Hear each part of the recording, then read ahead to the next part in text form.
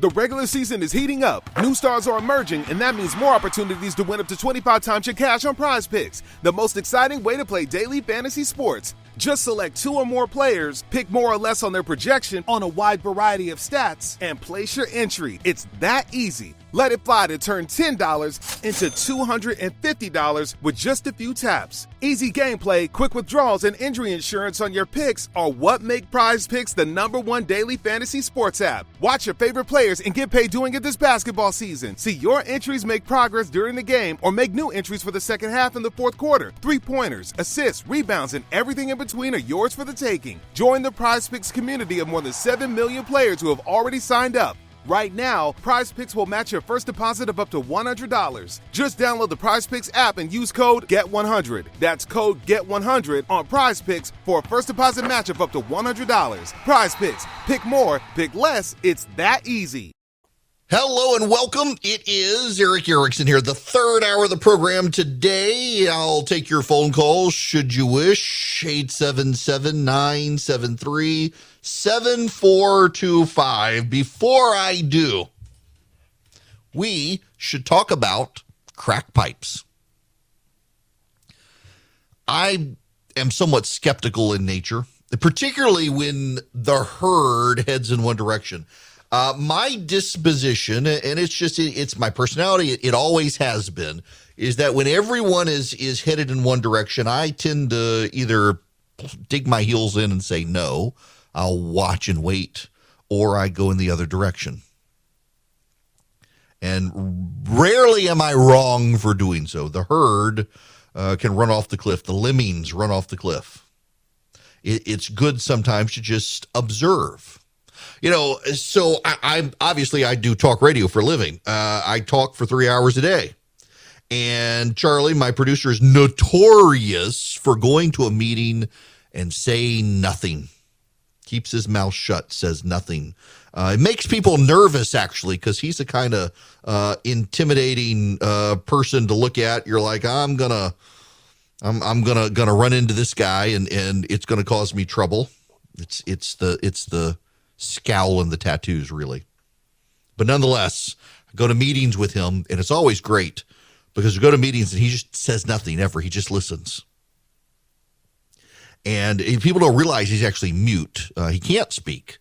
Years ago, he had this terrible accident where he was trying to shove his younger brother down the stairs. And when his younger brother fell, John, his younger brother, flipped his feet up too quickly, and it caught Charlie in the jaw and severed his tongue. And he can't talk anyway. He's mute. So he sits in these meetings and says nothing, and it intimidates people. And little do they know that, Helen Keller's more articulate than he is. And it intimidates them. I myself talk for 3 hours a day, and then I shut up. And I like to listen and see what other people are saying, and I get a little skeptical sometimes when everyone is headed in the same direction. And the herd, so often, not only does it get things wrong, but then it goes into damage control mode, circles the wagons, and refuses to acknowledge the mistake. Months ago, the Washington Free Beacon, a conservative news site in Washington, ran a story that the Biden administration was going to give crack pipes to drug addicts. And the media went into CYA mode for Biden, circled the wagons, and said, absolutely not. This is a nonsensical story.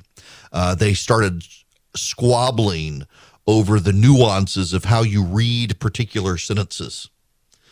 And the Washington Free Beacon doubled down on the story, and major media outlets slimed the Free Beacon, slimed their reporters, smeared them, engaged in character assassination, and would not acknowledge they were reading it accurately. In fact, Jen Psaki, the White House press secretary, denied and denounced. Shift gears only slightly to Sure. crack pipes.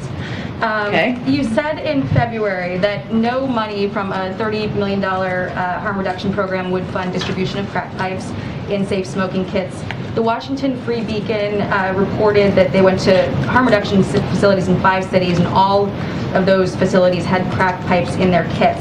HHS would not say which programs had applied for funding, and the recipient list is not out yet. So I'm just wondering if the White House can say if any taxpayer dollars paid for these crack pipes. No federal funding has gone to it. And is there any oversight to ensure that when that money goes out for the program, that these organizations will not use federal dollars for crack pipes? This policy does not allow for crack pipes to be included. I would just note that this is a bit of a conspiracy theory that's been spread out there. It's not accurate. There's important drug treatment programs for people who have been suffering from what we've seen as an epidemic across the country, and money is not used for crack pipes. Money is not used for crack pipes, she says, except, guess what? They're there. This is from Patrick Huff at the Washington Free Beacon. Crack pipes are distributed in safe smoking kits up and down the East Coast, raising questions about the Biden administration's assertion that the multi-million-dollar harm reduction grant program wouldn't funnel taxpayer dollars to drug paraphernalia. The findings are the result of a Washington Free Beacon visit to 5 harm reduction centers and calls to over 24 more. In fact, every organization visited, from Boston to New York to Washington to Baltimore to Richmond, Virginia, included crack pipes in the kits. The kits became the subject of national attention in the wake of the Free Beacon's report in February, indicating that a $30 million harm reduction program was set to fund the distribution of free crack pipes in safe smoking kits. Pressed on the matter in February, White House Secretary Jen Psaki issued a full-throated denial saying they were never part of the kit. It's inaccurate reporting. A safe smoking kit may contain alcohol swabs, lip balm, and other materials to promote hygiene and reduce the transmission of diseases. While the contents of safe smoking kits vary from one organization to another, and while those from some organizations may not contain crack pipes, all of the organizations we visited made crack pipes as well as paraphernalia for using heroin, cocaine, and crystal methamphetamine readily available without requiring or offering rehabilitation services, suggesting that pipes are included in many, if not most, of the kits distributed across the country. All of the centers we visited are run by health-focused nonprofits and government agencies, the types of groups eligible to receive funding starting this month from the Biden administration's $30 million grant program. None of the organizations responded to inquiries about whether they applied for government grants. It's not clear which organizations will receive those grants, nor has the administration said how it will ensure the kits won't contain the crack pipes. A USA Today headline asking what's inside of safe smoking kit answered, no, it's not a crack pipe. The outlet based its fact check solely on the administration's denial and does not appear to have done any additional research.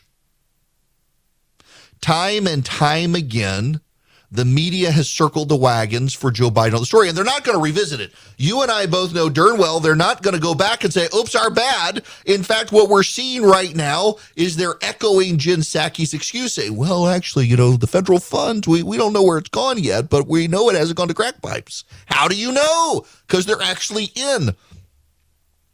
And can we, as an aside, point out how absurd the overall policy is? Instead of getting these people help, we're providing them the means to do drugs. Instead of helping them battle their addiction, we're giving them tubes. I mean, literally, I'm looking at one of these in Richmond, Virginia. Let me tell you what they got in Richmond, Virginia. I'm looking at a picture of it right now. In Richmond, Virginia, they have crack pipes, lip balm, alcohol wipes, a plastic razor blade and snort tubes in which to prepare your lines of cocaine, and a syringe in which you can do heroin. That's what Richmond, Virginia is giving people.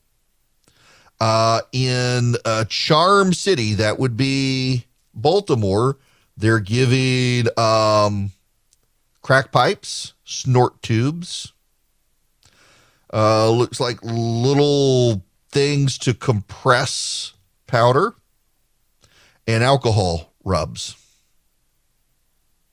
In Washington, D.C., they're actually giving you the foil you can heat to melt down crystallized product.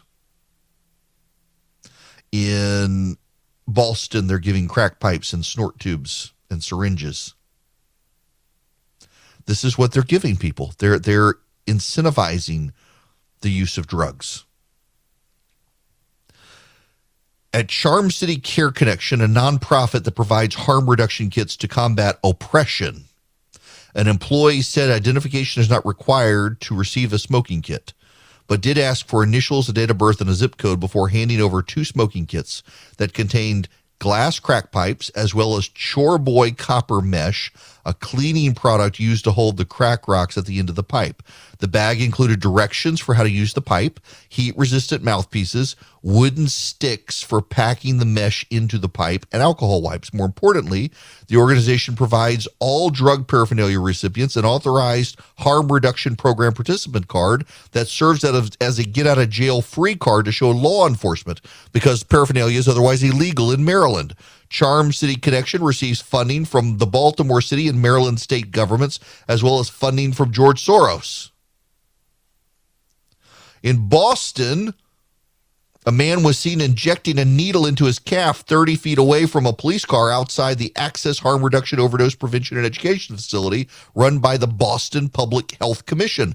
Inside the facility, an employee wants your initials, date of birth, housing situation, and HIV status before offering drug equipment, including crack pipes and syringes.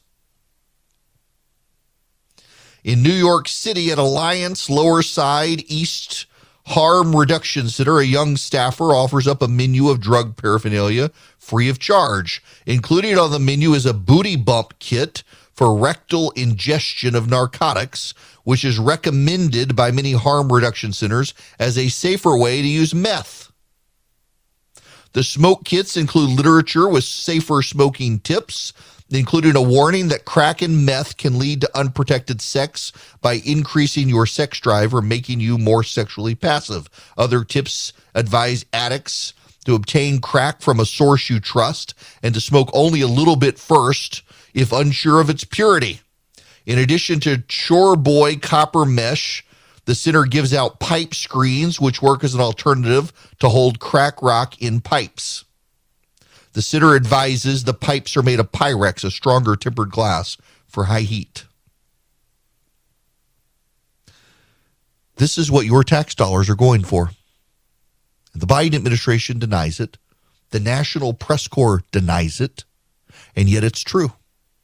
And had they bothered to do the research, instead of circling the wagons around Joe Biden, they would have seen that it was true. Employees of the River City Harm Redux organization in Richmond, Virginia, were found at a table set up outside a hotel. The reporter asked for 2 crack smoking kits, but was told only 1 remained in the day's offerings. To make up for the shortcomings, the employees added a meth pipe, along with 2 snorting kits, which include straws, a plastic razor blade to break up cocaine, short plastic straws, a small spoon, and a bedazzled playing card to snort drugs off of. Why are they making it so easy? You notice this is the byproduct of the left's embrace, instead of individualism, individuality. To stand out in our collectivist culture, if you want to do drugs and stand out, go for it. We want to enable you to do your vices because how can we judge? A morally relativistic society in an age of individuality where everyone expresses themselves by their preferred pronouns, gets on TikTok and tells everyone what a deviant they are, and then wants to use as many drugs as possible. And the government's like, hey, we will pay for it all for you. Have a good time. We want you to be safe being a hedonist. Decline is a choice. Our society has made the choice decline. And Joe Biden's administration has decided to subsidize that decline. And the media has decided to lie about it and say it's not been made, the choice isn't real, and it's all a lie. And they're asking you to not believe your lying eyes. The phone number is 877-973-7425. Have y'all heard this story? This happened... Oh, when was it? I guess it was yesterday while I was in New York. A group of pro-abortion rights Democrats are urging their colleagues to update their terminology when it comes to talking about abortion. Instead of saying choice, it's now decision. The Republicans seized on this immediately, started talking about the number of babies Democrats decided to kill. Diane DeGette is a Democrat from Colorado, Barbara Lee of California. They distributed talking points on Thursday about this issue, trying to push Democrats into different phrases. It really is telling that the pro-abortion group of Democrats, by the way, they don't want you to say you're pro-choice anymore. You are pro-abortion. You support it. This, according to the pro-abortion rights Democrats in Congress, it's no longer a choice, it's a decision. It's no longer about the fear of back alley or coat hanger abortions, but about criminalizing health care. Instead of saying you want abortion to be safe, legal, and rare, say you want it to be safe, legal, and accessible. And instead of calling them unwanted pregnancies, call them unexpected pregnancies. So it's really remarkable. By the way, I don't think this is helpful at all for their side. In fact, even Democrats in Congress are grumbling that this will hurt them with voters. When you're inside a cause and you believe passionately in the cause, sometimes you don't understand what can hurt you with voters. It's like, for example, there's this measure in Louisiana. Some members in the Louisiana legislature want to criminalize abortion and jail women who have abortions. I'm actually in favor of criminalizing abortion. I would target the doctors, though, not the mothers, but nonetheless, in Louisiana, they want to target the moms. And there are some pro-lifers who say, let's do it. Let's go all in. Just as long as you understand and acknowledge that this will do to Republicans what defund the police did to Democrats. That is, cause there to be a voter backlash. And your question must then become, is it worth the backlash? And is it worth the backlash enough that when the other side takes over, they undo all the gains that you made and look more reasonable than you? There are political questions the chief advocates of a solution or a side tend not to pay attention to, but everybody else has to. I mean, look, I'm pro-life and I'm okay with it. Very much like people on the left are okay with defunding the police. The difference, however, is that I acknowledge in a way they don't, that this will more likely than not lead to a backlash. My suspicion on my side is that it will not lead in criminalization to as much of a backlash as defunding the police will on the left. And so while I might lose, I might not lose by much. And so I can preserve the laws that I like, where the Democrats could not with theirs. It's a political calculation you got to make, but at least you need to be mindful of the political calculations. I think a lot of zealots in every cause don't really think about the ramifications. I think for certain the pro-abortion caucus of the Democrats in Congress saying that it's now a decision, not a choice, and that you are for abortion as opposed to are for choice, and that it's instead of being safe, legal, and rare, you want it to be everywhere without exception. I don't think these things help them, and I think if they tried to put themselves in the shoes of other people, they'd realize it. But empathy and trying to see the other side's arguments or understand their concerns is a dying art form in this country. I mean, I get excoriated all the time on this show by listeners who otherwise like me because I dare to try to explain things from the vantage point of the other side. But I gotta think in my worldview, trying to see the way the world works through the eyes of someone else or how they see the world helps me become better at persuading them they're wrong. I got to be able to understand their arguments honestly and present their arguments in the most charitable way possible so that I can then convince them they're wrong. If they think I don't understand them, they're not going to listen to my solution. It's just remarkable, though, how both sides these days, but particularly the pro-abortion crowd, are so inside a bubble, they can't fathom that there might be a legitimate worldview or a different viewpoint that disagrees with them that isn't heresy or apostasy, but is legit. That's why they keep losing the argument to the pro-lifers. Good. Hello there. It is Eric Erickson here. The phone number 877-973-7425. Joe Biden has decided to go to war against charter schools. I have to acknowledge I did not realize how badly Democrats despise charter schools. I didn't realize it was a thing. But we're seeing this real, and again, we're not the culture warriors on the right. All we want to do is stand firm on what's been, and the left keeps wanting to advance in Los Angeles, New York, and Chicago. The left wants to get rid of AP classes and honors classes. They want to get rid of magnet schools because everybody's equal. I have a theory. I got a theory here. My theory is that what's happening in the country right now, in large part, is an inability of progressives to recognize, admit, or even understand that their policies going back to the Great Society have really destroyed the nuclear family in the country. And the collapse of the nuclear family has a lot to do with all the problems we're seeing in the country. People who are married and have kids, their kids do better. By the way, parents who are married, a nuclear household, and one parent stays home, and I'm not saying the mom, I'm just saying one parent stays home, those kids academically tend to do better than everybody else. In general, they do better than everybody else. One parent stays home, one parent works.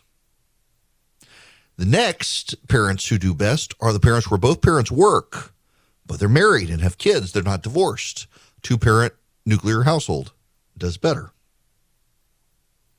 When dad is gone, he tends to do really, really badly.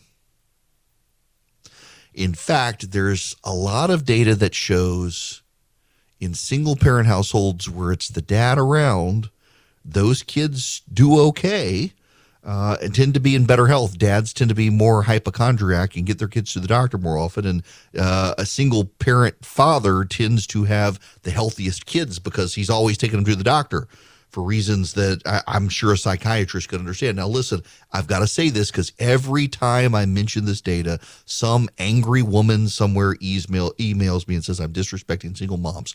I'm telling you what the data objectively shows, and if you're offended by the data, spare me your emails and try to get smart.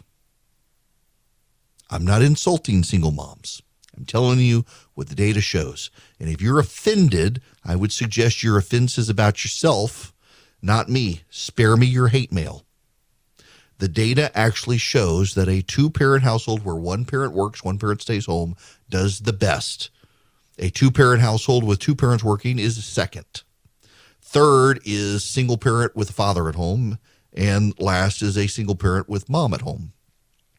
And the reason for this has a lot to do with, and the single parenting stuff, there is a greater social support network for fathers, among other things. People feel sorry for single dad.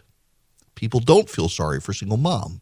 And so single moms have a harder time with kids typically. And then also there is a level of kids at a certain point really do need a dad, and at a point when they're younger, they need a mom. Regardless, single-parent households tend to be at a disadvantage. And we have seen a growth in single-parent households over the decades as the Great Society came around from Lyndon Johnson and told parents, you know what, Uncle Sam's man boob is sufficient. You don't really need two parents in the household. Uncle Sam's man boob can suffice and subsidize and take care of you. And the government stepping in for the role of a parent is no substitute for a parent.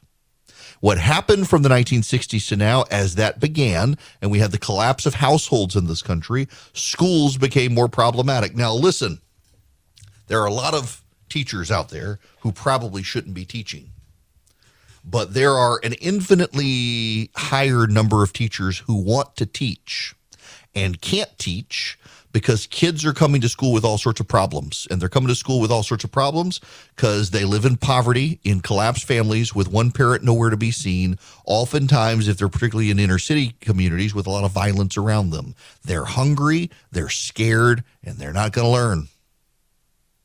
And all of this is the fallout of a societal collapse. The morals of a society have collapsed. Marriages have collapsed, families have collapsed, and the kids are broken because the adults broke them.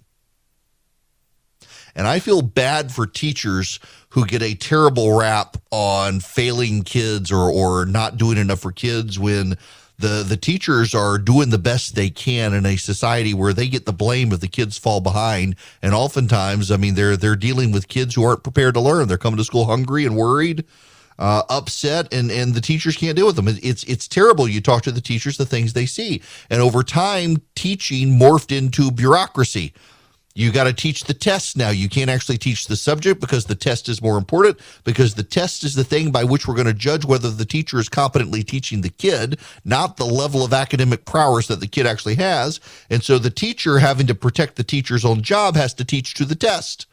And then ultimately they become a bureaucrat and an administrator. And then over time, what the left has done is said, well, screw this knowledge stuff. Let's indoctrinate them. Let's teach them their pronouns and explore their sexuality instead of doing anything. Well, a lot of families got fed up about the state of education in the country.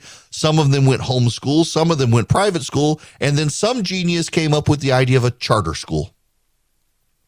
Let's create a school that's in the public school system that gets public tax dollars to fund the school system, but allows them an escape from all the bureaucratic nonsense so many schools now do, where we put the bureaucratic nonsense in place for the teachers with kids who are failing. And if the teachers just dot every I and cross every T, the teacher can keep their job and have their job security even as the kids graduate illiterate. So charter schools became a way out for many kids to stay in the public school system and get a good education outside the bureaucracy we've put up in public schools. And the left hates charter schools. I was stunned.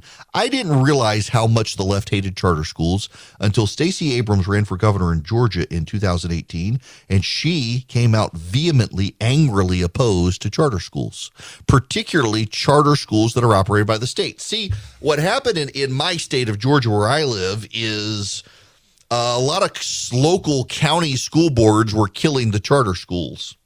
And so the state was able to get a constitutional amendment passed. By the way, it was white Republicans and black women who supported this constitutional amendment that allowed the state to charter schools where local communities refuse. And Abrams came out against that, came out against state-run charter schools. Well, now the Obama administration had been opposed to charter schools. Now the Biden administration is going beyond the Obama administration. The Obama administration tried to forge a third way where they didn't like charter schools, but they knew they were necessary. And so they accommodated charter schools. And now the Biden administration doesn't want them anymore. Jonathan Chait is a progressive. He is a real progressive. He is a hardcore progressive. And he writes in New York Magazine, he hates Republicans. He hates conservatives. He is a diehard progressive, but he also recognizes the value of charter schools. Over the last decade, evidence has grown increasingly strong that public charter schools create better educational outcomes, especially for low-income minority students in cities. The question hovering over the Biden administration has been whether it will encourage and work to improve charter schools, as the Obama administration did, or instead try to smother them, as teachers' unions and some left-wing activists have urged. This spring, the administration released new guidelines restricting the $440 million in annual federal funding for charter schools. The effect of these guidelines, and almost certainly its objective, is to choke off the growth of public charters. The administration's proposed rules, which impose a blizzard of new conditions for accessing funds for charter schools, have three major flaws. First, they impose unnecessarily onerous application requirements that will make it hard for small charter schools to comply. Second, the rules require, or at least strongly encourage, charters to collaborate with the districts that operate schools in their area. Of course, since the purpose of charter schools is to provide competition and an alternative to schools that are failing, this effectively gives districts a veto to block competition. The requirements are the equivalent of letting Starbucks decide if anyone else can run a coffee shop in various communities, as Andy Rotherton puts it. Third, the rules push prospective new charter schools to demonstrate that existing public schools in the area do not have enough seats to meet existing demand.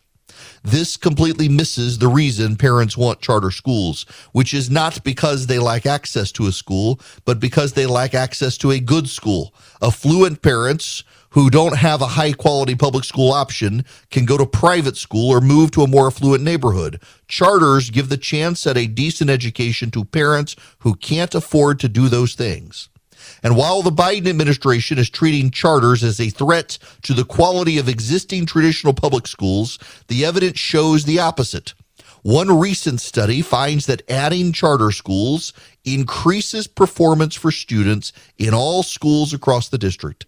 Another study finds that adding charters leads to higher performance in math and science for Black and Latino students across the metropolitan area, as well as a narrowing of the racial achievement gap.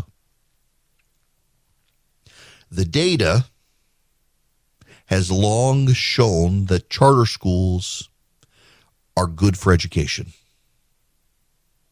The left, however, doesn't like charter schools because many times charter schools are not bound to union rules for the teachers' unions.